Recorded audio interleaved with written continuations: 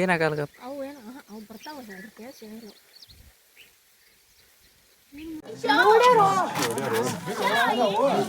ರಾತ್ರಿ ಅದು ಒಂಜ ಬಿಡ್ರೆ ಹೆಂಗ್ ಓದಿರ್ತಾವ ಒದ್ರು ನೋಡು ಹೆಂಗ್ ಓದಿರ್ತಾವು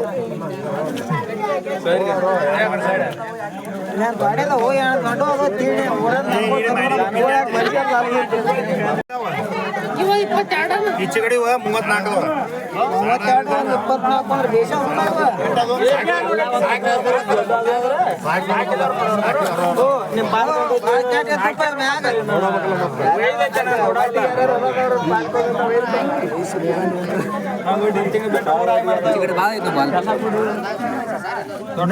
ಇವತ್ತು ಹತ್ತನೇ ತಾಲೂಕಿನ ದೇವರಡ್ಡಿರೆಡ್ಡಿ ಗ್ರಾಮದಲ್ಲಿ ವಿಶೇಷವಾಗಿ ಮಳೆರಾಯನ ಆರ್ಭಟದ ಸಮಯದೊಳಗೆ ಅಪ್ಪಾಸಾಬ್ ಸತ್ಯಪ್ಪ ನಾಯ್ಕ ಎಂಬ